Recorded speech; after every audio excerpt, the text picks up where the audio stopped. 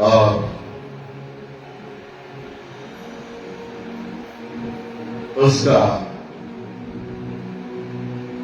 17:1-14 तक यहां हम देखते हैं बहुत ढेर सारी भविष्यवाणियां हम लोगों के सामने आ चुकी है, लेकिन हमें पता ही नहीं कि बाइबल में लिखा गया।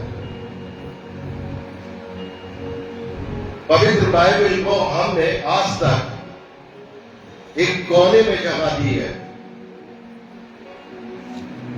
आज मनन करने की जरूरत है कि ये पवित्र बाइबल में क्या लिखा है।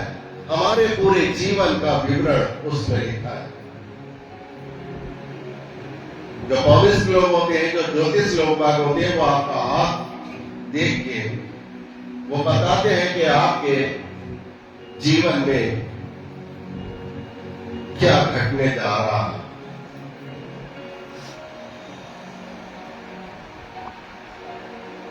और यह क्या घट गया है।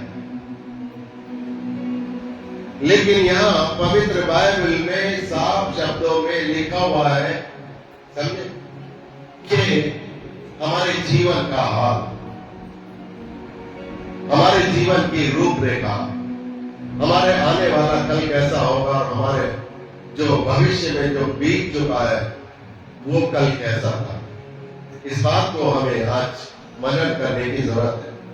बहुत ढेर सारी भविष्यवाणी हमारे बीच में हो चुकी है। अमेरिका में 11 सितंबर का जो टावर का जो ढांचा गिराया गया था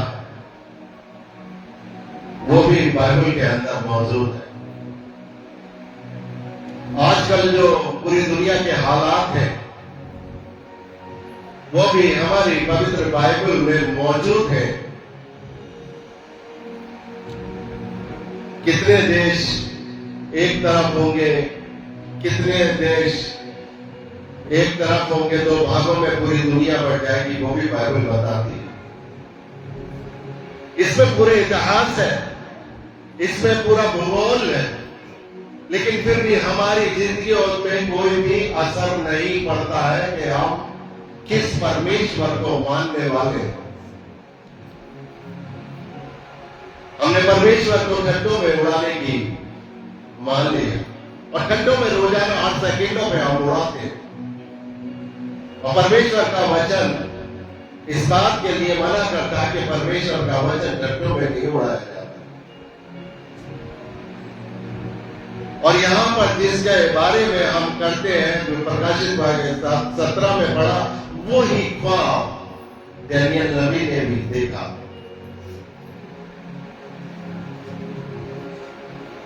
नबूकदनेस्सर एक राजा था, उसके जमाने का ख्वाब। और वहां पर दानियल नबी ने देखा 2 का 31 से 33 पढ़ना। दानियल नबी 2 का 31 से 33 जल्दी से भविष्यवाणी बहुत बड़ी बड़ी। लेकिन जो यूहन्ना ने देखी भविष्यवाणी, यूहन्ना कौन था? यीशु मसीह का कजिन ब्रदर था, चचेरा भाई था। वही ठीक भविष्यवाणी दानियल नबी ने देखी थी। 2 का पढ़ना 31 से 33। हे राजा, जब तू देख रहा था तब एक बड़ी मूर्ति देख पड़ी, और वह मूर्ति जो तेरे सामने खड़ी थी वह लंबी चौड़ी थी। उसकी चमक अनुपम थी और उसका रूप भयंकर था। उस मूर्ति का सिर तो चौके सोने का था, उसकी छाती और भुजाएं चांदी की और उसका पेट और जांघें पीतल की, उसकी टांगे लोहे की और उसके पांव कुछ तो लोहे के और कुछ मिट्टी के थे। फिर देखते देखते तूने क्या देखा कि एक पत्थर ने बिना किसी के खोदे आप ही आप उखड़कर उस मूर्ति के पांवों पर लगकर जो लोहे और मिट्टी के थे उसको चूर चूर कर डाला। तब लोहा, मिट्टी और पीतल, चांदी और सोना की सब चूर चूर हो गया और धूपकाल के लियानों से भूसे के समान हवा से ऐसे उड़ गया कि उनका कहीं पता न रहा। और वह पत्थर जो मूर्ति पर लगा था वह बड़ा पहाड़ बनकर सारी पृथ्वी में फैल गया। स्वप्न यहाँ पर हमने पढ़ा कि एक मूर्ति है और वो मूर्ति कितनी बड़ी है और उसमें यहाँ पे जिक्र करा गया है चोखा सोना, चांदी, पीतल, मिट्टी और लोहा। ये जो सोना है ये बेबीलोन को दर्शाता है, पर बेबीलोन का राज्य। और जो चांदी है वो पारसी, उसको उससे पहले मादी के रूप में भी हम जानते थे। ये देश है, साम्राज्य है, इनमें राजा अधिकारी हुआ करते थे, अधिकार प्राप्त था और वो बहुत ही बलवान राजा हुआ करते थे, उनका शासन हुआ करता था। और जो पीतल, पेट और जांग जो पीतल की थी वो यूनान देश हम बताते हैं, या यूनान देश। और लोहा जो है वो रोमन साम्राज्य को दर्शाता है। रोमन साम्राज्य भी ऐसा रहा है कि बहुत बड़ी ताकत बन के उभरा था।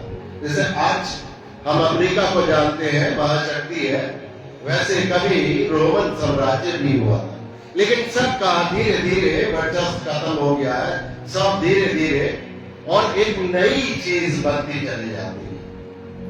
तो यहाँ पर एक सपना था, कितने हजार साल पहले दो लोगों को एक ही ख्वाब दिखाई दिया,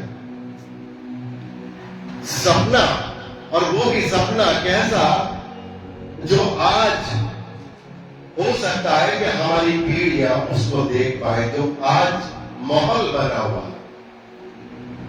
हम लोग सुनते थे कि परमेश्वर आएगा, बचपन से सुनते चले आ रहे हैं परमेश्वर आएगा। लेकिन आज जो संकेत हो चुका है वो परमेश्वर का आना निकट का संकेत हो चुका है। और यहां पर जो लोहा और मिट्टी से जो बना हुआ है वो अंतिम राज्य का है, अंतिम राजा। जो आज का जो राजा हम मान सकते हैं वो अमेरिका को मान सकते हैं कि आज जो अमेरिका का जो शासन है, क्योंकि अमेरिका के शासन काल में ही एक ऐसी स्थिति पैदा हो चुकी है कि हम उससे दूर हटते चले जा रहे।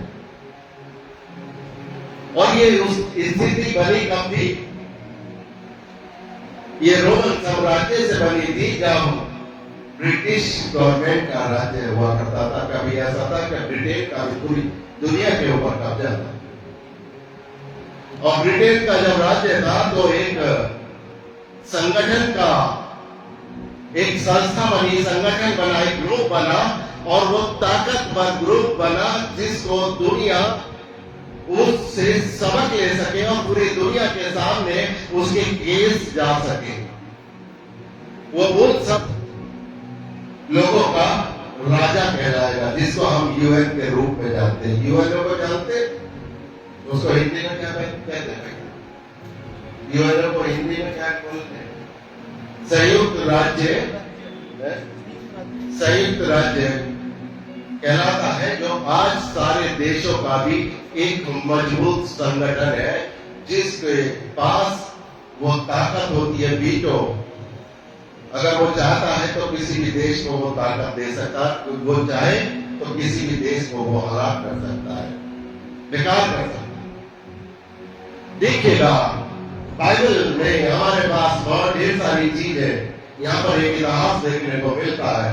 और यहाँ पर हम देखते हैं कि वो 1945 में एक संगठन बना और हम बचपन से सुनते चले आए हैं और बचपन से देखते चले आए हैं। बाइबल की जब हम रिसर्च करते हैं, बाइबल के स्कॉलर के पास हम जाते हैं, उनसे हमारी बातचीत होती है, तो एक नाम आता है शैतान का 666।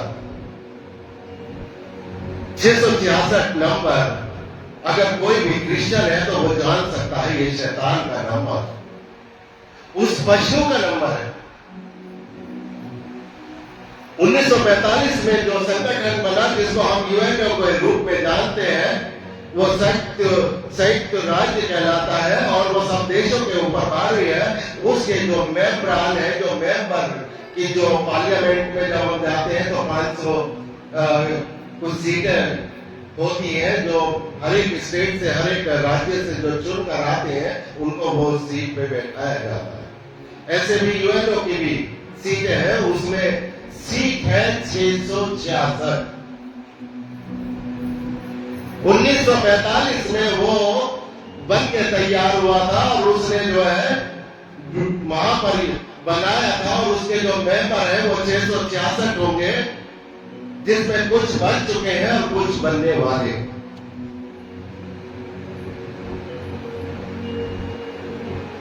जो सींग का जिक्र इसमें हो रहा है, 7 सींग देखे हैं। प्रकाशित वाक्य को समझना बड़ा मुश्किल है। जब पापा हमारे कभी बाइबल की स्टडी कराते थे तो कुछ समझ में नहीं आता।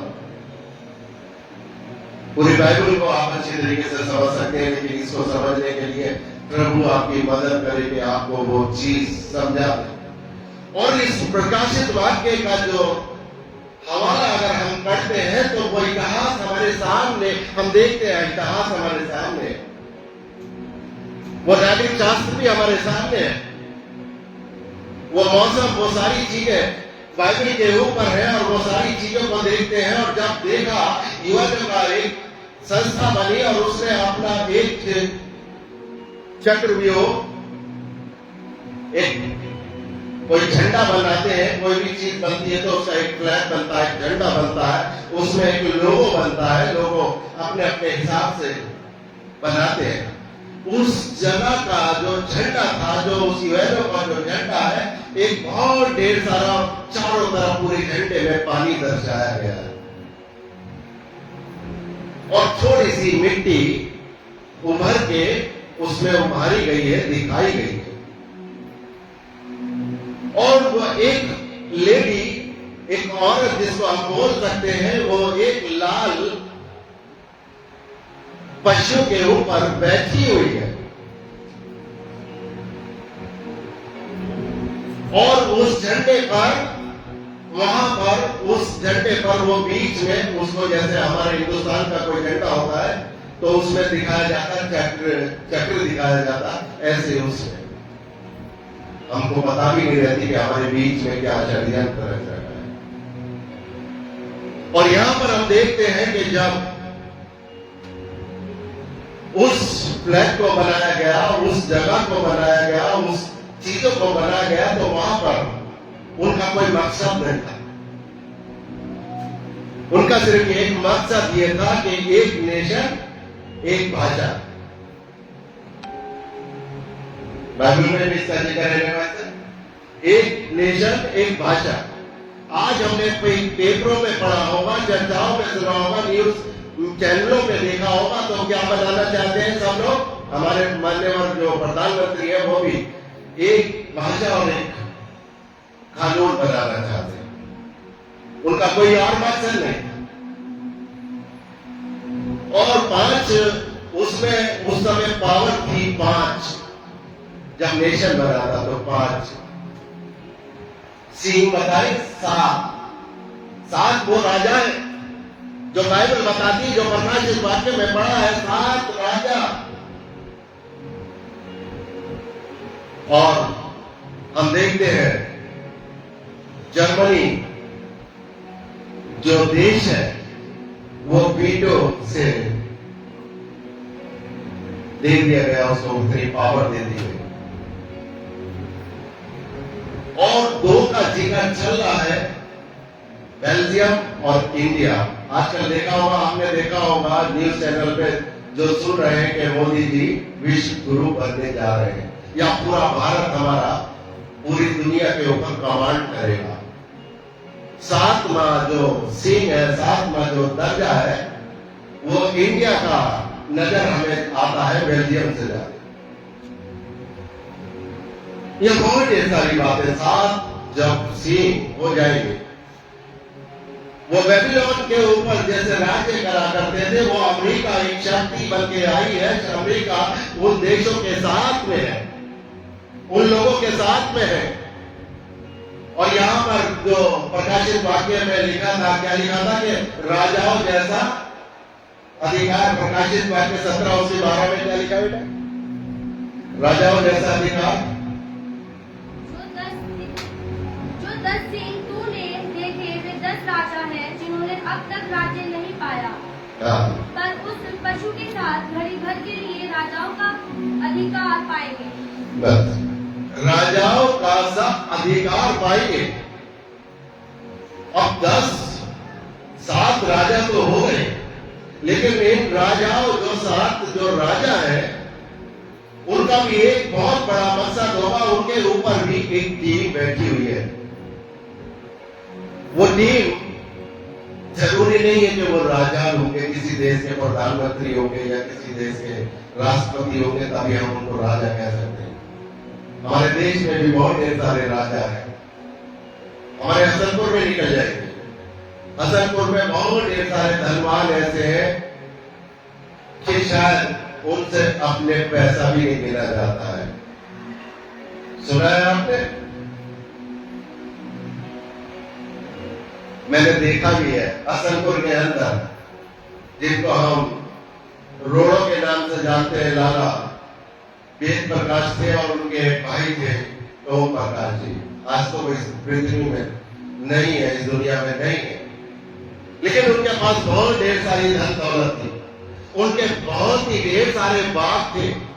अचानक की बात थी कि उनसे मेरा संपर्क हुआ, और संपर्क ऐसे हुआ कि मैं उनकी औलाद के रूप में गिना जाने लगा।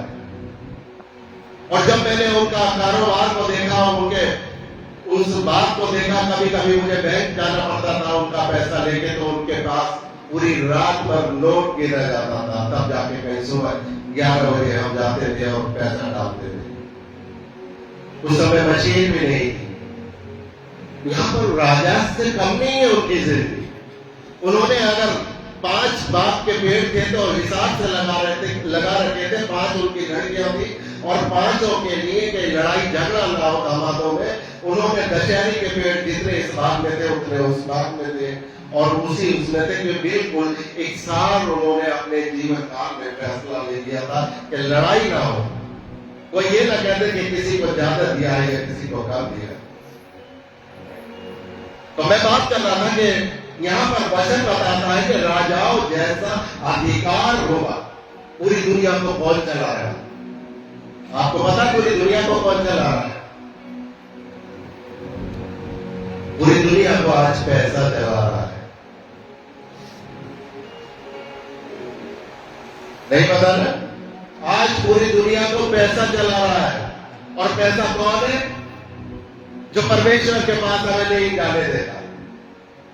क्योंकि पैसे की तरफ से आदमी दौड़ता भागता रहता, परिश्रम करता रहता, लेकिन पैसा उससे आगे भागता रहता। पता नहीं कुछ ऐसी चुम्बक उसमें होती है कि वो इंसान से पीछे पीछे रहना चाहता है। पैसा कभी आगे नहीं भाग सकता। बहुत ढेर सारे धनी लोग ऐसे हैं कि वो राजाओं से कम नहीं है। जैसे बाइबल में लिखा है कि राजाओं जैसा अधिकार होगा। हम एक दो नाम आपके सामने उदाहरण के लिए बताता हूं। वैसे आपको भी पता होगा कि कौन कौन है। एलन मस्क का नाम आपने सुना होगा। सुना है? एलन मस्क नहीं सुना? बच्चों बार बार आपको कितने बड़े छात्र हुआ, और आपके सब्जेक्ट में भी एलन मस्क। यूक्रेन और रशिया की जब लड़ाई हो रही थी, अब भी चल रही है, तो 1 सेकंड के लिए भी इंटरनेट गायब ना हो, वो जिम्मा जो किसी गवर्नमेंट को उठाना चाहिए था, राष्ट्र को उठाना चाहिए था, अमेरिका को उठाना चाहिए था, एक ही व्यक्ति उन पर इंटरनेट के एक भी सेकंड अगर वो हो गया तो ये युद्ध हार जाएगा यूक्रेन। दूसरा नंबर मैं अपने इंडिया से बताता हूं, 51 नंबर है रईसी में, 51 नंबर है रईसी में। आप सर्च करके देख लेना कौन है, पता चल जाएगा, मैं नाम नहीं ले रहा हूं। लेकिन वो 51 नंबर में इतनी ताकत है कि जो आज पाकिस्तान की जो पोजीशन है पूरे देश को 51 का एक ही आदमी इंडिया का खरीद सकता है। लगती है इसी तरह वो राजाओं से कम होगा, राजा भी उसके अधीन होंगे। ये जो 7 सर है, ये 7 सर 10 राजा बताए हैं। 10 राजा वो ही होंगे जो राजाओं जैसा, राजा तो नहीं होंगे लेकिन राजाओं जैसा अधिकार उनको प्राप्त होगा। खुदावंद हम सब लोगों को वो ताकत दे, वो बात समझने की कोशिश हम करते रहे। पैसा क्या चीज है, धन दौलत क्या चीज है। आज धन के चश्मे को अगर हम पहनते हैं तो हम अंधे हो जाते हैं। उस प्रभु की उन महान बातों को हम भूल जाते हैं जो प्रभु ने हमारे हर कदम के लिए रख रखी है। वो परमेश्वर, वो कैसा अनोखा परमेश्वर है जिसने हमें एक राज्य के लिए और हमें इतनी बेशकीमती चीज दी है। उस राज्य को भूल जाते हैं जो परमेश्वर के भरपाई में बना है, और उस भविष्यवाणी को हम भूल जाते हैं कि वो भविष्यवाणी मेरे और आपके लिए थी। और ये युद्ध जो आज चल रहा है, ये अमेरिका की जो राजा है, महाशक्ति है, उसके शासन काल में चल रहा है। आधी दुनिया एक तरफ हो चुकी है। अब लगा लीजिए सब तरफ, आधी दुनिया एक तरफ, जितने भी बड़े बड़े देश हैं वो एक तरफ हो चुके हैं। उनमें मसीहत नहीं है। कभी आप ये सोचो कि अमेरिका और जापान और इंग्लैंड का नाम लूंगा तो उसमें मसीहत मिल जाएगी। मसीहत नाम की चीज नहीं है। ये शैतान के शुक्ल में देश आ चुके हैं। इन्हीं के शासन काल में आपको चर्चों में जाना रोका जाएगा, मसीह सभाओं को करने से रोका जाएगा, और वो शुरुआत हो चुकी है। और इसकी शुरुआत 1945 से हुई थी जब वो संगठन बन रहा था, और आज वो धीरे धीरे पूरे वर्ल्ड के अंदर समाता जा रहा है और सब उसके मेंबर बनते चले जा रहे हैं। और इसकी शुरुआत कभी हम इजराइल से देखते हैं, कभी ईरान से देखते हैं, कभी यूक्रेन से देखते हैं, कभी हम रशिया से देखते हैं। यीशु मसीह ने क्या कहा था कि मैं पूरे जगत के लिए आया। उसको तो दर्द होता होगा, उसको ये खुशी थोड़ा होती कि इजराइली जीते और फिलिस्तीन आ जाए। उसको दर्द है, उसको उस बात का पता है कि मैं सारे लोगों के लिए इस पृथ्वी पर आया, किसी एक समाज के लिए, किसी एक व्यक्ति के लिए नहीं। इसीलिए यह प्रभु यीशु मसीह ने आने के बाद कोई धर्म नहीं बनाया। वो हमारे मनों में रहना चाहता है, वो हमारे घरों में रहना चाहता है। असली घर कौन सा है? हमारे मन, हृदय। उन हृदयों के लिए हम क्या समझते हैं? तो अपने प्रभु यीशु मसीह को कितना बड़ा स्थान देते हैं। हम आते हैं, उसको टट्टों में हमेशा उड़ाते हैं, उसकी बातों को भूल जाते हैं, उसकी वो सारी बातों को हम भूल जाते हैं जो परमेश्वर आज मुझे और आपको समझाना चाहते हैं। परमेश्वर ने कहा कि तुम मुझ में बने रहो तो मैं तुम में बना रहूंगा। ये सारी चीजें होंगी। वचन भी हमें बताता कि हमारे पास 3.5 साल का कलेश होगा, 3.5 साल का, जिसमें 7 वर्ष दिखाए गए हैं। 7 वर्ष और 7 वर्ष हम वर्षों की अगर तुलना करें तो 1000 से भी हो सकती है। एक दिन 1000 का भी हो सकता है, एक वर्ष 1000 वर्ष का भी हो सकता है, क्योंकि ये बाइबल जो है भेदों से भरी हुई है।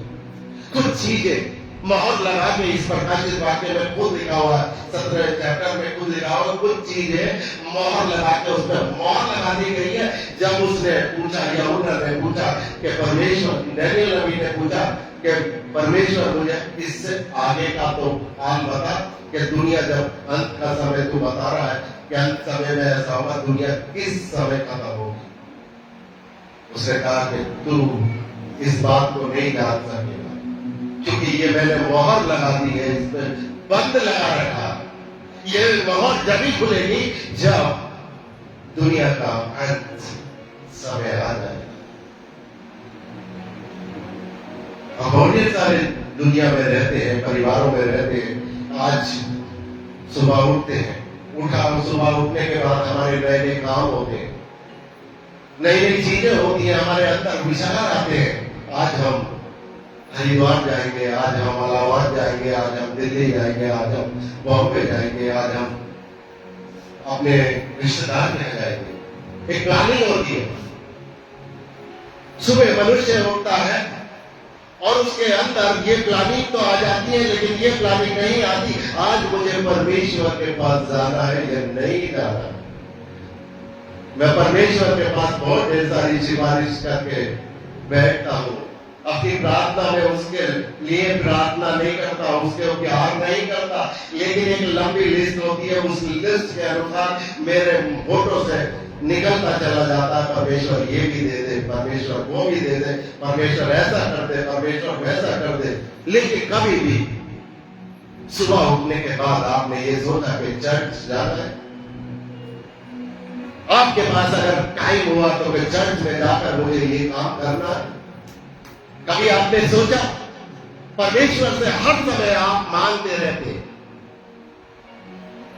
हर समय कोई ना कोई चीज आप मांगते रहते हैं। कभी बीमारी का मांगते हैं, कभी धन दौलत का मांगते हैं, कभी परिस्थिति विपत्ति उसके विपरीत आ जाती है तब मांगते हैं। लेकिन कभी परमेश्वर के लिए आपने टाइम नहीं निकाला कि परमेश्वर के भवन में जाकर ऐसा कर लूं।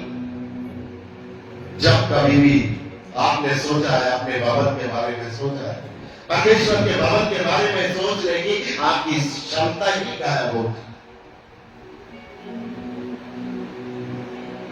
इतना बुरा समय आने वाला है, आपके पास ये बाइबल भी आपसे उठा ली जाएगी। जो 3.5 साल का काल मैं बता रहा हूं, आप बहुत अच्छे लकी हैं जो आप इस समय आ चुके हैं और बाइबल लेके आते हैं और आपको कोई कहने वाला नहीं है। लेकिन उसकी शुरुआत हो चुकी है। बहुत ढेर सारी जगहों पर आप जाएंगे तो बहुत ढेर सारे चर्च बंद हो चुके हैं। क्यों बंद हो चुके हैं? हमारे और आपका ईमान देखकर, अगर ईमान में अगर हम कमजोर हैं तो दुनिया की कोई ताकत ऐसी है कि वो आपके ऊपर कंट्रोल कर रही है।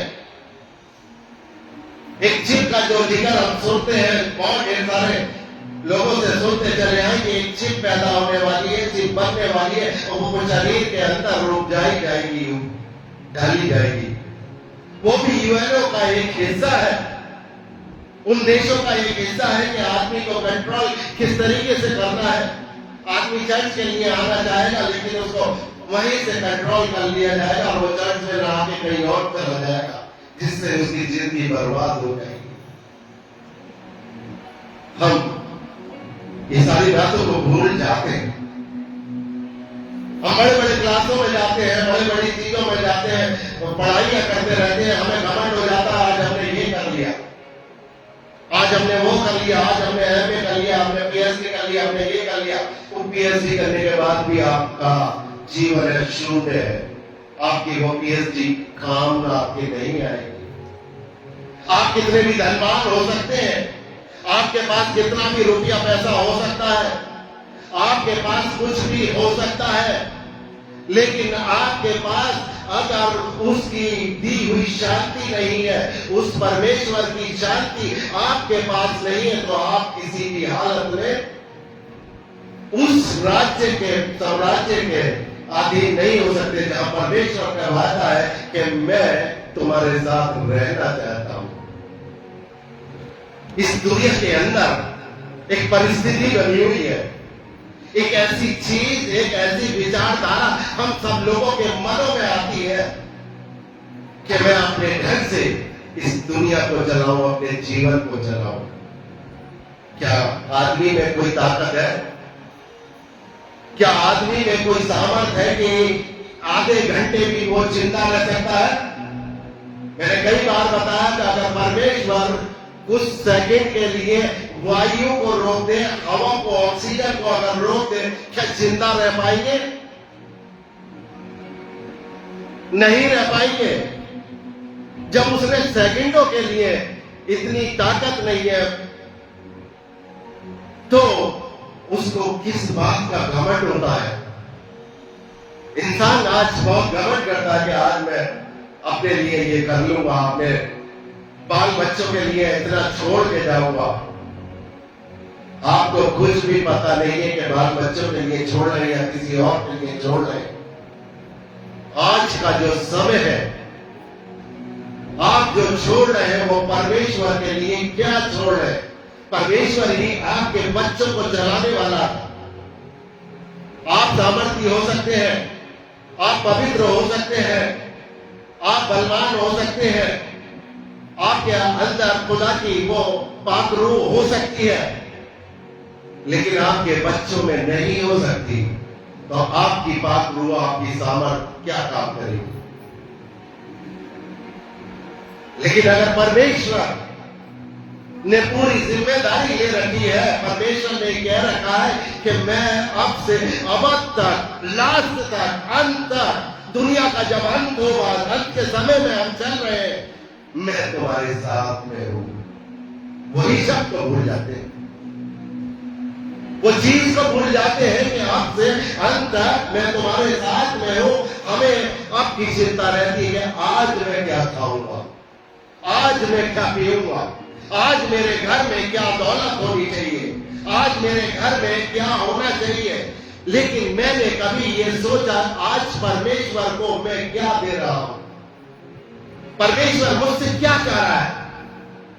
वो मेरे पैसे कमाने से घमंड नहीं करेगा परमेश्वर, वो मेरे को अच्छा देखने से घमंड नहीं करेगा, वो मेरे को सुंदर, अगर कितना सुंदर बन जाऊं तो परमेश्वर घमंड नहीं करेगा। परमेश्वर आपके व्यवहार को देखकर खुश होना चाहता है, क्योंकि जो आपका व्यवहार है वो समाज में आप कितना बांट रहे हैं, आप समाज से कितना व्यवहार रखते हैं, आप अपने पड़ोसी के लिए क्या कार्य कर रहे हैं। आज सुबह उठ के अपनी चर्चाएं चल जाती है, आज मेरे घर में ये चीज नहीं थी, कुछ पिछले कुछ सालों से या समय से शुरू से मेरे घर में ये चीज नहीं थी, लेकिन आज मैं वो चीज लेने जा रहा हूं। आपने ये देखा कि जब से मैंने जन्म लिया है, मोहल्ले में मुझे किस तरीके से बोला करते थे, किस तरीके से समझा करते थे। आज मैं कुछ ऐसा करके दिखाऊं जो आज पूरा मोहल्ला मुझको ये जाने कि हाँ ये परमेश्वर का संतान है। उसने मुझे रात को परमेश्वर की संतान होने का दावा किया, वसीयतनामा हमारे नाम लिखा। वो वसीयतनामा जो हमसे कभी कोई भी छुपा नहीं सकता, कोई चुरा नहीं सकता, वो हमसे कोई वसीयतनामा छीन नहीं सकता। वो परमेश्वर के पास है जो मेरे को, आपको, सबको दिया गया है। आप कुछ वो वसीयतनामा जो आपको दिया गया, क्या आपको पहचान है? अभी तक पहचान नहीं है।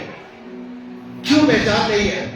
कि जैसे मैंने बताया कि बहुत ढेर सारे धनी इस पूरी दुनिया पर राज करने वाले हैं अंत के समय में, और दुनिया के ऊपर राज्य करेंगे। उनके मन की जो उपज होगी, जो उनके मन में विचार आएगा वही करेंगे, और उनके बीच में ही 3.5 साल का काल जो होगा वो मसीहों का सताव होगा, मसीहों को सताया जाएगा। यहाँ तक कि बाइबल भी हमारे पास से उठा ली जाएगी। असली परीक्षा वहां से चालू होगी। आज भी चालू है। आज भी बहुत ढेर सारे लोग आए जो मसीह का नाम लेने से छुप रहे हैं। अपनी नौकरियों को करने के बाद नौकरियां कर रहे हैं, लेकिन वो छुप रहे हैं कि बोले मैं मसीह नहीं हूं। शुरुआत हो चुकी है। हम कैसे मान ले वो कि वो समय, अंत का समय नहीं आया। परमेश्वर के राज्य में शामिल होने का मतलब है, मेरे पापा कहा करते थे, परमेश्वर के राज्य में शामिल होने का मतलब है लोहे के चने चबाना, जो कोई चबा नहीं सकता। परमेश्वर को ठट्टों में ना उड़ाओ, नहीं तो परमेश्वर तुम्हें कहीं से कहीं पहुंचा देगा। तुम्हारे ऊपर से अपना वसीयत खींच लेगा, अपना हाथ खींच लेगा, बस सिर्फ वो इतना ही करेगा। आपके पास कोई चाकू लेके, तलवार लेके, कोई मशीन गन लेके नहीं आएगा तो आपको मार डालेगा, लेकिन वो अपना हाथ आपके सर से जब उठा लेगा, आप बर्बाद हो जाएंगे। आपके परिवार कितना भी बड़ा क्यों ना हो, कितने परिवार, 100 लोगों का परिवार क्यों ना हो, 36 लोगों का परिवार क्यों ना हो, 200 लोगों का परिवार क्यों ना हो, आपका परिवार एकदम बर्बाद हो जाएगा अगर परिवार में मसीहत की कुंडली ना हो, मसीहत का हाथ ना रखा हो, यीशु मसीह को पहचान ना करते हो, वो परिवार आज बर्बाद है। बहुत ढेर सारे परिवार आज बर्बाद होते, जो टोने टोटके के चक्कर में पड़े रहते, अंधविश्वास में पड़े रहते, वो इन इंसानों के ऊपर भरोसा रखते हैं, लेकिन उसके ऊपर भूल जाते हैं जो परमेश्वर जो जीवता परमेश्वर है, जिसने आज और कल हमें समय दिया है, टाइम दिया है, और जो पूरा का पूरी जिंदगी देने वाला है। वो कुछ सेकंड के लिए हमारे बीच में नहीं आता, कुछ चमत्कार दिखाने के लिए हमारे बीच में नहीं आता। कोई वो मंदारी नहीं है, कोई बाजीगर नहीं है कि वो चमत्कार दिखा रहे तो आपकी समस्या को हल कर दे। वो आपको एक ऐसा जीवन देने वाला है जिसको आप कहते हैं अनंत जीवन। अनंत जीवन को पहचानना है आजकल के दौर को देखते हुए, क्योंकि अब बहुत कम समय हो चुका है, हमारे अंत का समय, दुनिया के अंत का समय होने वाला है। लेकिन वचन बताता है कि जो उसके करीबी होंगे, जो उसमें बने रहेंगे, जो वचन में बने रहेंगे, तो परमेश्वर के वो लोग भी जो कब्र के अंदर जा चुके हैं, जो मिट्टी के अंदर भी जा चुके हैं, वो भी जय पाएंगे। किन लोगों पर? इन लोगों के ऊपर जो आज 666 का जिसके ऊपर सैमुअल लिखा हुआ है, 666 की जो संयुक्त राज्य में जो मेंबर बनने वाले हैं, और जिसमें अपने इंडिया का भी नाम आता है कि इंडिया भी वीटो में शामिल हो रखा है, होने वाला है। और वो सीट जो खाली है उसका नंबर 666 है, और वो 666 पर जिस दिन वो आदमी बैठेगा, वो एंटी क्राइस्ट का नाम है, हमने सुना होगा, वो जानते होंगे, जो एंटी क्राइस्ट के नाम से जाना जाता है, वो बैठेगा, वो मसीहत को खत्म करने की सोचेगा, मसीह लोगों को बर्बाद करने की सोचेगा, जैसे पौलुस ने ठान लिया था। पौलुस ने कहा था, पौलुस का जीवन क्या था कि मसीहों को मारना है। वो सुबह उठता था, वो सुबह उठने के बाद ये सोचता था, आज मुझे मसीह लोगों को कितनों को मारना है। उसका जीवन ऐसा था, और परमेश्वर ने उसको ही मसीहों को बचाने वाला बनाया। लेकिन ये एंटी क्राइस्ट नाम का जो दुनिया का इतिहास बताता है, ये इतिहास में शामिल है कि एक समय ऐसा आने वाला है कि सब लोग, सब देश मिलकर एक राज्य का स्थापित करेंगे, और वो स्थापित ऐसा करेंगे कि जो 10 लोग हैं, जो धनी होंगे, जो रईस होंगे, जिसमें मैंने बताया 2 का नाम बताया, अडानी, अंबानी, और ये जितने भी दुनिया के रईस लोग हैं, सब लोग उन राजाओं के ऊपर अधिकार रखेंगे। 7 लोगों के ऊपर, 7 राजा जो बताए, 7 सिंह जो बताए, उनके ऊपर अधिकार उन लोगों का होगा, क्योंकि वो उनके पास दौलत है, धन है, उनके पास पैसा है। आज जो है शराब अमेरिका कर रहा है, वो किसकी बदौलत कर रहा है? वो ऐसे ही लोगों की बदौलत। अमेरिका कोई ऐसे ही महाशक्ति नहीं बन गया है, या इससे पहले अब रशिया भी लाइन में लगने वाला है, और लोगों ने भी, अगर हम देखते हैं इतिहास उठा कर देखें, अगर हम भूतकाल में अगर हम जाएं तो जितने देशों का इतिहास उठा के देखेंगे, सबके पीछे धनवान लोगों का हाथ है। अपने इंडिया के लिए भी हम देख सकते हैं, अगर यहाँ पर कोई भी इलेक्शन होता है तो धनी लोग आते हैं और वो इलेक्शन में अपना पैसा खर्च करते हैं। क्यों? जो कानून है जो कानून की व्यवस्था को देख रेख करना उन धनवान लोगों का काम होता है। उन्होंने पैसा बनाया, उन्होंने सरकार बनवाई है, और सरकार जब बनाई है तो वो उनकी बात को मानेंगे कि कानून वो बना के देंगे और उस पे साइन ये राजा करेंगे।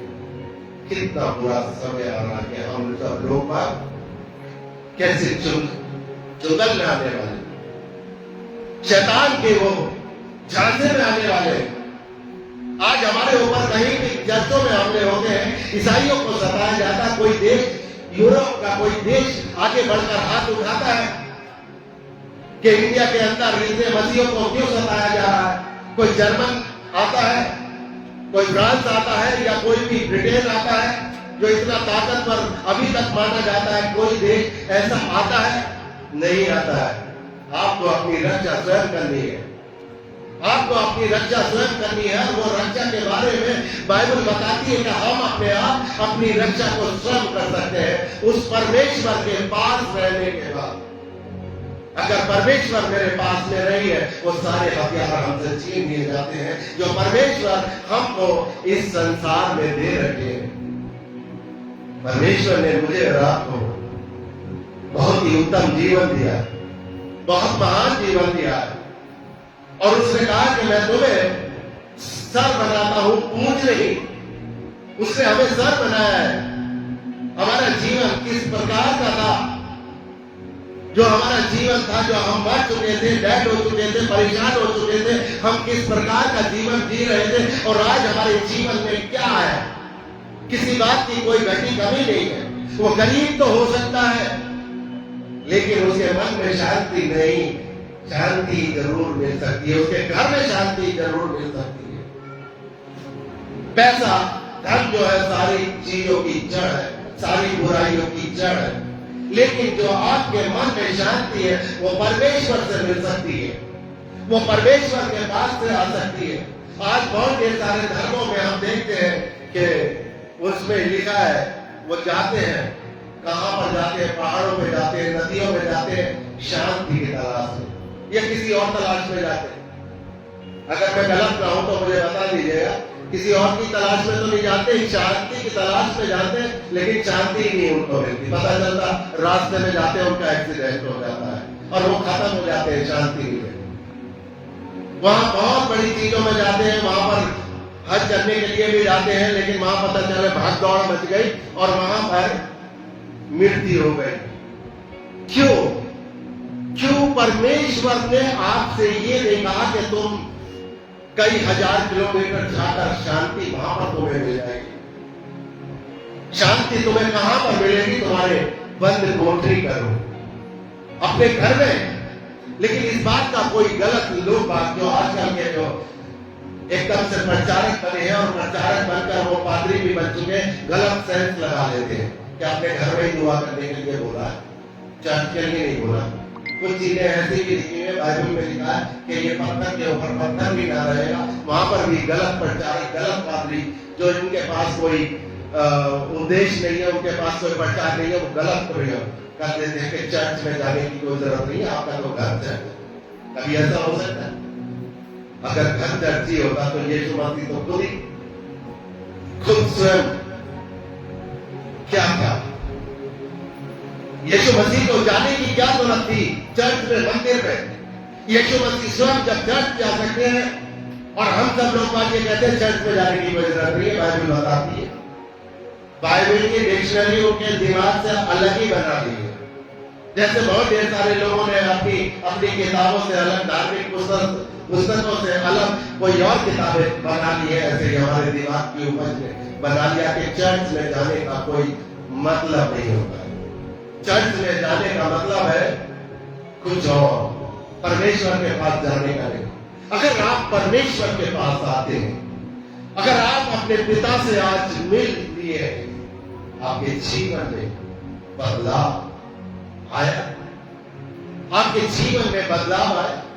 अगर हम पिता के पास आएंगे, वो हमारा बड़ा बूढ़ा है, जैसे दुनिया में पिता के हमारे, वो हमें कोई गलत काम अगर हम करते थे तो हमें नसीहत देते थे नहीं, मेरे तो देते थे, आपके तो शायद हो सकता है कि अभी होंगे भी। आपको वो उदाहरण देते होंगे। इसी प्रकार वो भी हमारा पिता है और वो हमें ये नसीहत देता है कि हम अच्छे आचरण में चलें, अच्छा व्यवहार करें, अच्छी संगति करें, अच्छे अपने जनरेशन को आगे बढ़ाएं, ताकि बहुत ढेर सारे लोग कहते हैं मेरी तो जिंदगी, मैंने तो गंगा तो नहीं तो डाली, लेकिन तुम्हारा जो औलाद है वो तो बिगड़ चुकी है, वो तो दुनिया का खून पी रही है, वो तो दुनिया के अंदर डाके डाल रही है, वो तो दुनिया के ऊपर अत्याचार कर रही है। गंगा नहाने से फायदा ही क्या है? जब औलाद के लिए आपने औलाद को पैदा करा तो औलाद को इसलिए पैदा करा होगा कि ये मेरा एक बुढ़ापे की संतान होगा और ये मेरे नाम को आगे की तरफ लेकर जाएगा, ऐसा मानना होता है। इसीलिए तो अपनी औलाद के लिए सब कुछ करते हैं लोग, पैसा भी खर्च करते हैं, उसको अच्छी शिक्षा देते हैं, अच्छी परवरिश करते हैं और वो सब जगह जहां अच्छी अच्छी चीजें होती है वो दिलाते हैं। कभी सिर्फ एक ही करते थे कि वो खुद चर्च में नहीं लेकर आते, खुद चर्च में नहीं लेकर आते। उन लोगों से आप सीखिएगा जिनके पास कोई ईमान नहीं है, कोई उनके पास विश्वास नहीं है, उनका जिसको खुदा मानते हैं उनका कोई खुदा आने वाला नहीं है, वो ना वो जिंदा है, वो इस समय कब्र के अंदर है, लेकिन फिर भी घर घर जाकर उनका देखते होंगे आप, वो कहते रहते चलो भाई चलो भाई।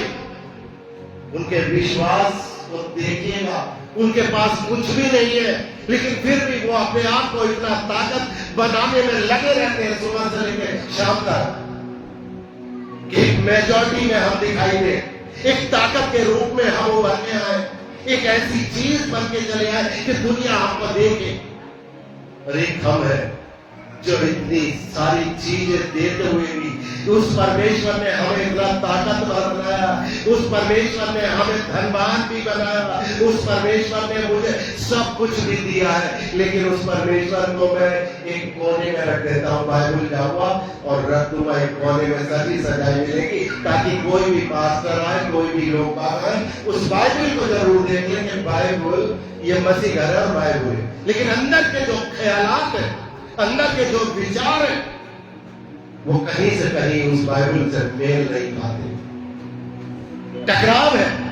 इसीलिए शैतान कभी भी हमारे ऊपर आक्रमण कर सकता है, शैतान कभी भी आकर हमारे ऊपर हमला कर सकता है। क्यों? क्योंकि ईमान में कमजोर होना वो हमला का एक संकेत है। इसीलिए हम दुख उठाते हैं, हम लोगों को चर्चों से निकाला जाता है। हम लोग अगर ईमान में मजबूत है तो कोई आपको चर्च से निकालने वाला नहीं है, क्योंकि आपका ईमान ही आपको वो सर के ऊपर ले जाएगा, वो इतने ऊंचे स्थान पर ले जाएगा कि आपसे कहने वाला नहीं है कोई भी कि आप क्या चीज हो, कहां जाते हो, कहां से आते हो। हमारे मन में एक स्वार्थ लगा रहता है, परमेश्वर के भवन में हम आए, परमेश्वर के पास हम आए तो परमेश्वर से हमें ये चीज मिल जाए, परमेश्वर के पाने से बाद ये चीज मिल जाए। लेकिन वो कहता है कि मैं तुम्हें ऐसा धन और ऐसी दौलत देने वाला हूं जो चोर भी चुरा के नहीं ले जा सकते। उस बात को भूल जाते हैं। उस परमेश्वर की नजदीकी में आप आके देखिएगा, उस परमेश्वर के पास आके देखिएगा, उस परमेश्वर की नजदीकी में आप आके देखिएगा। वो परमेश्वर मेरे रात से कितना प्यार करता है, वो परमेश्वर मुझे और आपको आज पहचानना चाहता है कि ये मेरे पास मेरे भवन में आए तो मेरे से कितना प्यार करते हैं। उसकी तुलना ऐसे लोगों से ना करो कि वो चट्टों में उड़ाने वाली बन जाए। मेरे और आपका जीवन एक उत्तम दिया है। मैं कई बार कह चुका हूं, जीवन एक बार मिला है, आपको इसके बाद कोई भी जीवन नहीं मिलेगा। जो लोग वहां कहते हैं कि अगली योनि ऐसी बन जाएगी, हम कुत्ते भी बन सकते हैं, बिल्ली बन सकते हैं और शेर बन सकते हैं, ऐसा बन सकते हैं, कोई नहीं। सिर्फ इंसान को अलग रखा है, उन जंतुओं से, जीव जंतुओं से अलग रखा है। परमेश्वर ने अपने स्वरूप बनाया है इंसान को। उस बात को भूल जाते हैं और विश्वास करने लगते हैं कि हम योनि में चले जाएंगे, दूसरे जीवन में चले जाएंगे। परमेश्वर ने अपने जीवन की साथ अपनी साथ हमारे अंदर, आदम के अंदर फूंकी थी और आदम के जरिए हम सबके अंदर से आ चुकी है। हम उस परमेश्वर को कितना जानते हैं? क्या उस परमेश्वर के ऊपर विश्वास है? उस परमेश्वर के लिए मैं और आप आज क्या कर सकते हैं? उस परमेश्वर के लिए हम और आप समाज में जाकर उसका नाम कितना उछाल सकते हैं? लेकिन हमें तो बिगाड़ने से फुर्सत नहीं है। हम मसीह हैं, गलत काम कर रहे हैं, हम मसीह हैं, उसके पास नहीं जा रहे हैं, हम मसीह हैं, उससे अलग चल रहे हैं, हम मसीह हैं, उसके कायदे कानून को नहीं जानते हैं, मसीह हैं। हम पुराने रीति रिवाज में, जैसे हमारे मुसलमान भाई फंसे हुए हैं पुराने रीति रिवाज में, हम भी उसी रीति रिवाज में फंसे हुए हैं। यीशु मसीह के आने के बाद खतना हमसे खत्म कर दिया गया, वो कुर्बानी खत्म कर दी गई, लेकिन अभी भी हम कुर्बानियों में फंसे हुए हैं। अभी हम खतनों में के ऊपर विश्वास कर रहे हैं। यीशु मसीह सबसे बड़ी कुर्बानी यीशु मसीह ने अपनी जान देकर कर दी, अपने आप को कुर्बान किया, मेरे और आपके खातिर करा। आने वाली जिंदगी कैसी होनी चाहिए? उसने समझा कि मेरी संतान की जो जिंदगी है वो एक अच्छी उम्र के बाद उसका वादा है। उसने लिखा है वचन में कि मैं तुम्हारे अब से लेकर अंत तक तुम्हारे साथ में रहूंगा। कब? जब हम उसके साथ में रहेंगे। क्या हम उसके अंदर विश्वास करते हैं? उसके विश्वास को हम जानते हैं? उसके विश्वास में हम कितने आनंदित होते हैं? उसके विश्वास में हम फेल ही फेल रहे, कभी भी नहीं जानते। हम अगर कोई भी चर्च का कोई कार्यक्रम होता है, चर्च की कोई बात होती है, हम टिप्पणियां तो कर सकते हैं, हम के उसके पास्टर के ऊपर इल्जाम लगा सकते हैं, हम चर्च के ऊपर इल्जाम लगा सकते हैं, लेकिन मेरा कैसा जीवन है आज, मेरा कैसा कैरेक्टर है आज, उसमें इल्जाम नहीं लगाते। मैं दूसरे की उंगलियों में और दूसरे की आंख में उंगली डालना जान सकता हूं, लेकिन 3 उंगली मेरी तरफ इशारा कर रही है कि तुम 3 गुना गलत हो, उसको नहीं जानते। हम दूसरों की टिप्पणियां, दूसरों की गलतियां निकाल सकते हैं, समझ सकते हैं। कभी भी बंद कमरे में जाकर ये कह सकते हैं, ये गलती, ये आदमी क्यों हमसे नाराज है, मेरा भाई क्यों नाराज है, मेरी बहन क्यों नाराज है। कभी परमेश्वर से आपने पूछा? क्योंकि क्षमता ही नहीं है, परमेश्वर के पास जाने की ताकत ही नहीं है। परमेश्वर के पास जाओगे, चाहे आप कितने भी गुनहगार क्यों ना हो, परमेश्वर आपको क्षमा करने वाला है। सबसे बड़ी ताकत है हमें क्षमा करने की दी है। परमेश्वर हमारे सारे पापों को क्षमा करता है, ऐसे हम भी करें। अपने पापों को अंगीकार करता है। मनुष्य अगर अपने पापों का अंगीकार करता हो, परमेश्वर हमारे पापों को साफ और सुथरा उज्जवल कर देता है। हमें किसी से कहने की जरूरत नहीं, हमें कोई शपथ पत्र देने की जरूरत नहीं है कि हमने इतने पाप करे थे। किसी भी पादरी के पास कुर्सी के पीछे जाने की जरूरत नहीं है कि पीछे से कहे कि फादर हमसे ये इतनी गलती हो गई है और ये हमारे गुनाह को माफ कर दो। क्या स्वर्ग में जाने के लिए कोई पादरी लेटर दे सकता है? स्वर्ग में आपके कर्म लेके जाएंगे। कोई ताकत नहीं है कि कोई पासवान, कोई पास्टर, कोई धार्मिक गुरु, को किसी भी धर्म का कोई धार्मिक गुरु वो आपको स्वर्ग दिखा दे या स्वर्ग की तरफ लेके जाए। आपके कर्म में आपको लेके जाएंगे, फिर भी आप भूल जाते हैं। आप इस संडे को आते हैं, आपको समझाया जाता है, सब बात सिखाई जाती है, लेकिन जब चर्च से बाहर घर तक आप पहुंच सकते हैं, शैतान आपको पकड़ लेता है, क्योंकि आप ईमान में कमजोर है। ईमान में मजबूत होते तो आज उसकी ताकत में थी, शैतान की ताकत में थी कि शैतान आपको बरगला भी देता। हवा कमजोर थी, हवा कमजोर थी, शैतान ने उसको बरगलाया कि ये फल देखने में अच्छा है, मन भावना है, और ये तो गलत कह रहा है परमेश्वर, इससे तो तेरी जिंदगी बन जाएगी, तो इसको खाकर अमर हो जाएगा। एक स्त्री ने फिर अपने आदमी के ऊपर जाल फैलाया, क्योंकि उस स्त्री के अंदर जो पाप आया, जो गुनाह आया, जो शैतान उस स्त्री के शरीर के अंदर समाया, वो शैतान फिर इंसान के अंदर भी समाया। आज उसी का फल हम भोग रहे हैं, जो आज हम देख रहे हैं पूरी दुनिया के अंदर, कि सारे देशों के अंदर परमाणु बम चलने वाले,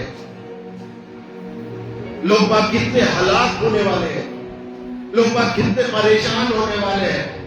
लोग बाग कितनी तरीके से उनके आंसू निकल रहे हैं, प्रार्थनाएं कर रहे हैं, बहुत ढेर सारे लोग बाग प्रार्थना कर रहे हैं। कोई फेस्टिवल होता है, कोई दुआ करते होते, लोग बाग बम गिरा देते हैं। ये शैतान है। पूरी दुनिया तमाशा देख रही है। कोई पूरी दुनिया ये नहीं कहती कि इन्होंने ये गलत किया। शैतान के राज्य में शामिल ज्यादा लोग बाग हो रहे हैं।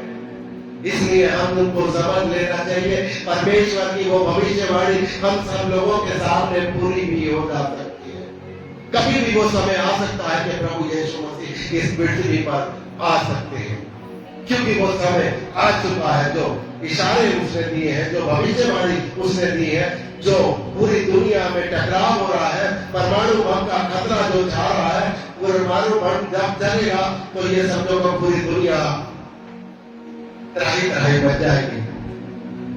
लेकिन उसके बाद भी एक नया सवेरा, जब रात होती है, अंधेरा होता है, कोई भी परेशानी होती है, एक जो निराशा होती है तो एक आशा भी होती है। चंद लोग बाग बचे रहेंगे, ये वचन बताता है। आज भी इस बात का जिक्र इस अध्याय में है। चंद लोग बाग बचे रहेंगे। वो कौन होंगे? जो धर्मी होंगे, जो परमेश्वर को जानने वाले होंगे, जो परमेश्वर के वचन पर चलने वाले होंगे, जो परमेश्वर के लिए काम करने के लिए उनमें लालसा रहेगी। वो किसी शैतान से नहीं घबराएंगे, वो सिर्फ अपने परमेश्वर की तरफ बाट जोड़ेंगे, परमेश्वर से मांगेंगे, परमेश्वर उनको देगा। परमेश्वर से मांग के देखिएगा, परमेश्वर आपको बहुत जिंदगी देने वाला है। परमेश्वर के पास आने से हमारा कई मकसद, हमारी जिंदगी उजाला होती है। किसी भगवान ने कहा कि मैं जिंदगी नहीं दे सकता, किसी भगवान ने कहा कि मैं लाइट नहीं दे सकता, और हमारे परमेश्वर ने कहा कि मैं जीवन की ज्योति बनकर आया हूं जगत में। और सब लोग, हम सब लोग बाकी इस बात को मानते हैं। एक परमेश्वर है जो सारी चीजें देगा, और एक परमेश्वर वो है जिनके पास कुछ भी नहीं है।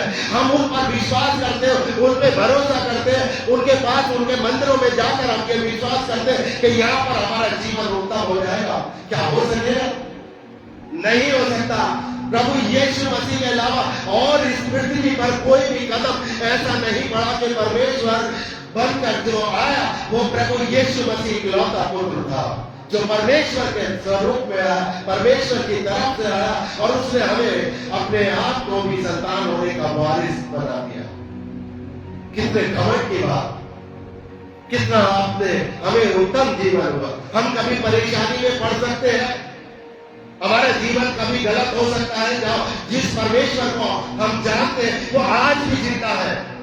सारी कब्रें भरी पड़ी है, जितने भी कब्र में गए सारी कब्रों में उनके डेड बॉडी रखी हुई है।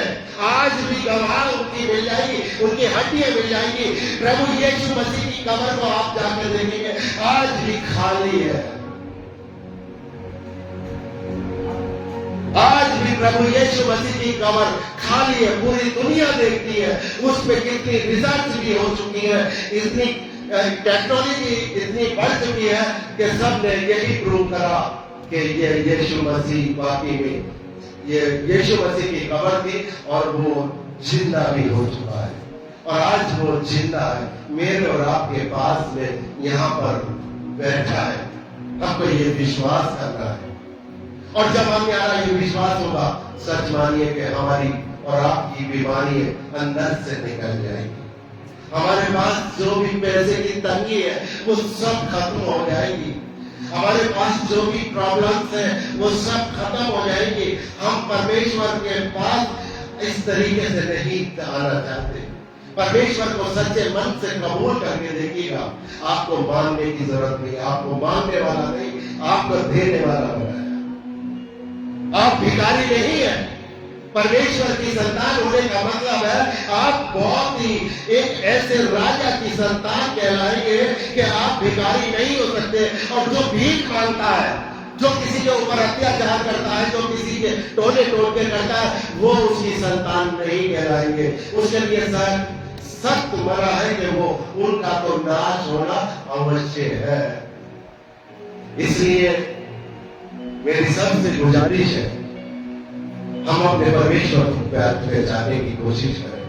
वो परमेश्वर जो जीवन दान देने वाला है, जो हमारी सारी बीमारियों को भगाने वाला है, जो हमें एक अच्छा उत्तम जीवन देने वाला है। राई के दाने के ऊपर विश्वास करके देखिएगा।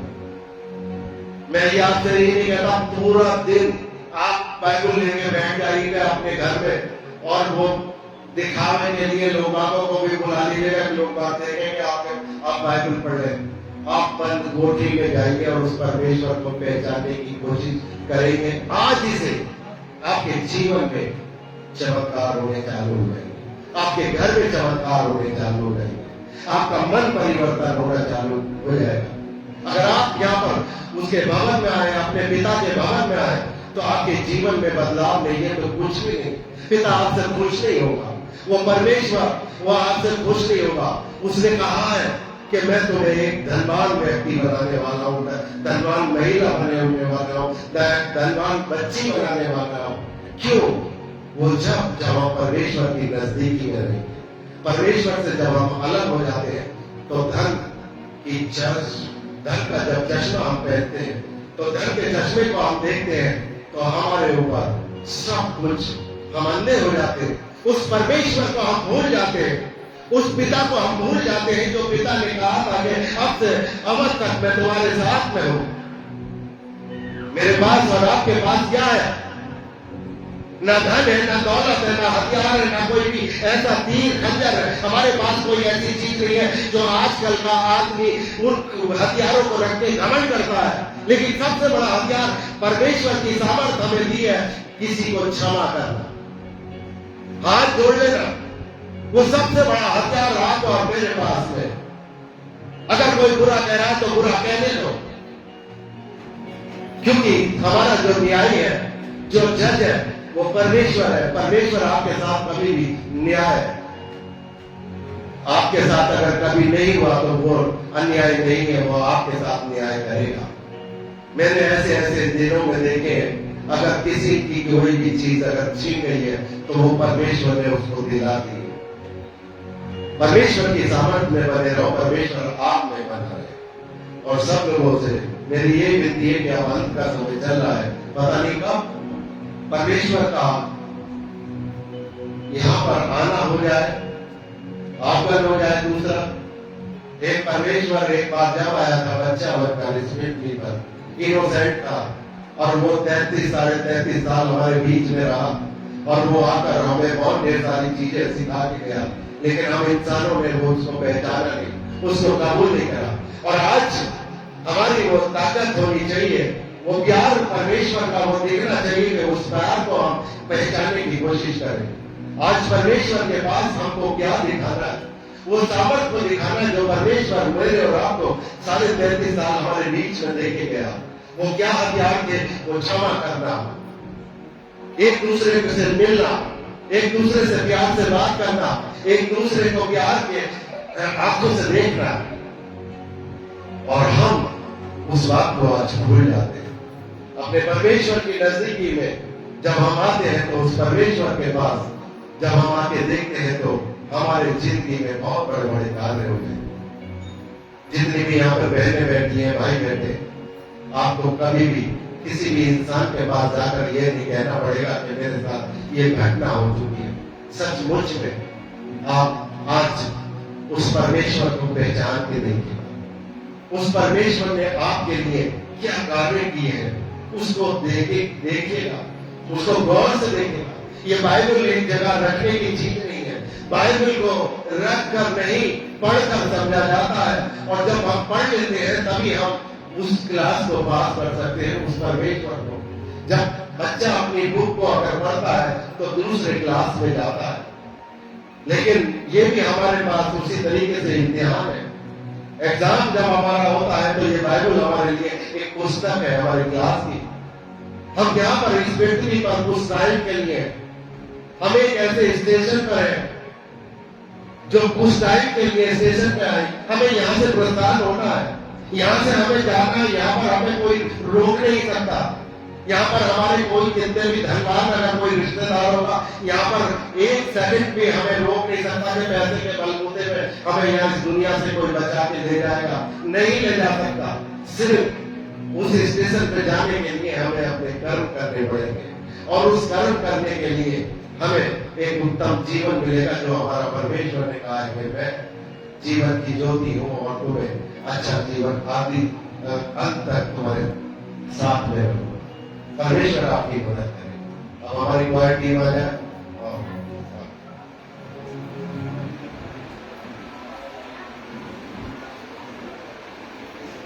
खड़े हो जाए सर।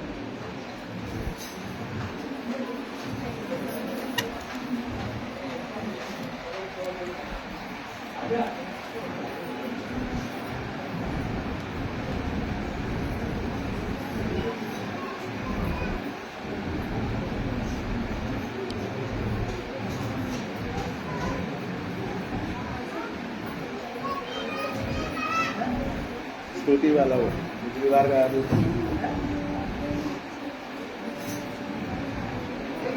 बेटे स्टार्ट कर लो। नारे लगाओ और गाओ रे, झंडा मसीह का फहराओ रे। नारे लगाओ और गाओ रे, झंडा मसीह का फहराओ रे।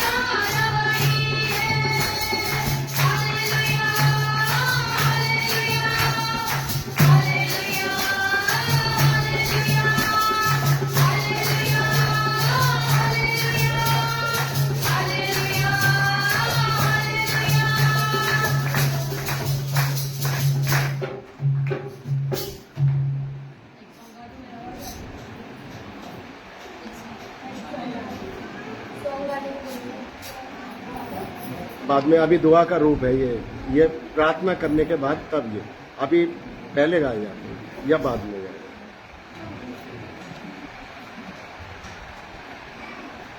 पास्टर साहब आप प्रार्थना करें तब फिर आप वो आए हमारे बात की जो उसमें फोन में रिसेट मार दिया। आपसे हाथ से ढोलक से गा लेंगे। प्रेम पिता परमेश्वर एक बार फिर से हम अपने सबको गाते हैं और धन्यवाद देते हैं प्यार को जी के आज आप हमारे बीच में उपस्थित रहे, हम सबसे आपने बातचीत की और प्यार जी अपने वचन के द्वारा हमें आशीषित किया, जागरूक किया कि प्यार जी हम अंत के समय में हम आपका धन्यवाद देते हैं सारी बातों के लिए प्यार जी, और साथ ही विनती करते हैं इस दान के लिए जो प्यार को यहाँ उपस्थित सभी जनों ने अपनी मेहनत की कमाई में से दिया है मेरे स्वामी, जो विनती करते हैं इसके बदले में आप 200 गुना वापस लौटा है और दयालुता इनके संपूर्ण परिवार पर आपकी आशीष निरंतर बनी रहे और जो भी इनकी जरूरतें हैं मैं मुझे आपके द्वारा वो सब पूरी करेंगे। धन्यवाद देते प्रार्थना सुनने के लिए प्रार्थना प्रभु यीशु के जीवित और पवित्र नाम में मांगते हैं, आमीन।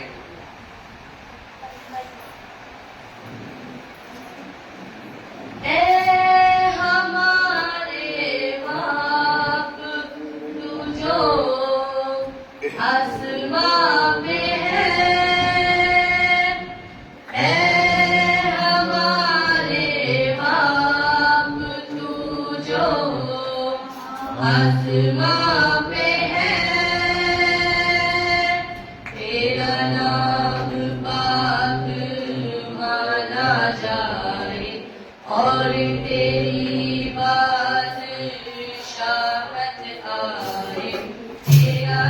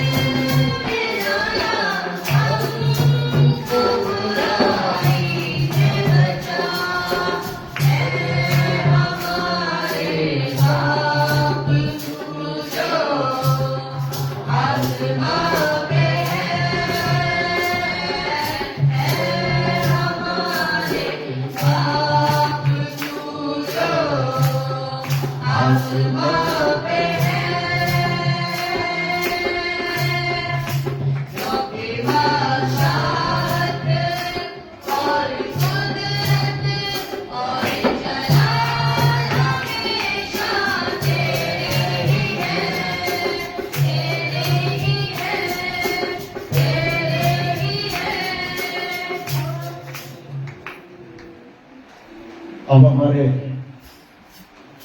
पिता का प्रेम और यीशु मसीह का अनुग्रह आप सबों पर, आपके घरानों पर, आपके बिजनेसों पर सदा के लिए ऐसे ही होता रहे। सबको जय मसीह की